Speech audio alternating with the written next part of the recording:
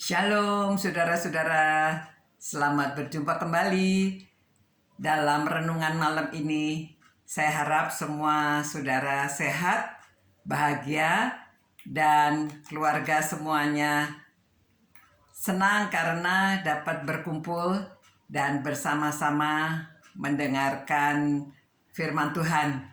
Yang hari ini kita mulai pasal yang baru. Itu sebabnya walaupun bukan hari kemerdekaan, saya pakai baju merah. Pakai ini kalung dari Kalimantan, walaupun tidak ada special day ya. Tetapi ini spesial karena kita akan belajar Amsal pasal 3 yang mengatakan, "Hai anakku, janganlah engkau melupakan ajaranku, dan biarlah hatimu memelihara perintahku." Ini Raja Salomo memberitahu anak-anaknya dan juga saudara-saudara sekalian. Mengapa disuruh menjaga, memelihara perintah dan jangan melupakan ajarannya? Karena panjang umur dan lanjut usia serta sejahtera akan ditambahkan kepadamu.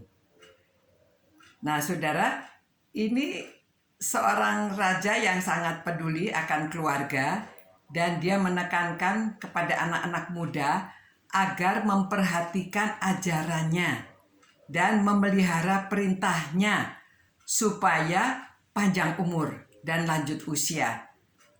Nanti kita bahas. Dia juga mengutip hukum yang kelima, "Hormatilah ayahmu dan ibumu supaya lanjut umurmu di tanah yang akan diberikan Tuhan Allah kepadamu." Nah, juga di Efesus pasal 6 ayat 2, "Hormatilah ayahmu dan ibumu." Ini adalah suatu perintah ya, yang penting, seperti yang nyata dari janji itu, supaya kamu berbahagia dan panjang umurmu di bumi. Ya, semua memberitahu kalau kita itu hormat dan taat pada orang tua, memberi kita panjang umur, menjadi sejahtera, menjadi bahagia di bumi ini. Ya saudara, belum di sorga, ini di bumi saja kita sudah semakin bahagia, semakin senang hidup kita kalau kita memperhatikan, kita hormat orang tua dan melakukan ajarannya. Nah, mengapa? Karena orang tua itu memang paling senang kalau anak-anaknya nurut, anak-anaknya hormat, anak-anaknya mengikuti ajaran orang tua. Karena orang tua mana yang mau supaya anaknya itu menjadi celaka atau menjadi orang jahat atau menjadi tidak baik keadaannya? Semua orang tua mengharapkan anaknya akan berhasil, akan baik keadaannya. Itu sebabnya nasihat-nasihat, perintah-perintah yang diberikan semua demi kebaikan anaknya. Nah, jikalau saudara juga kalau mau taat perintah itu, saudara sendiri hatinya senang.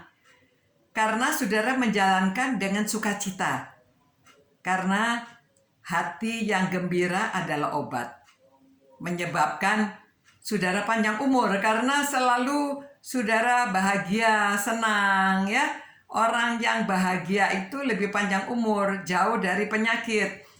Karena kalau saudara melawan, ya biasa umur-umur tertentu itu biasanya anak remaja karena ingin mandiri dan dia merasa sudah besar, lalu dia ingin melawan orang tuanya. Dia ingin melawan.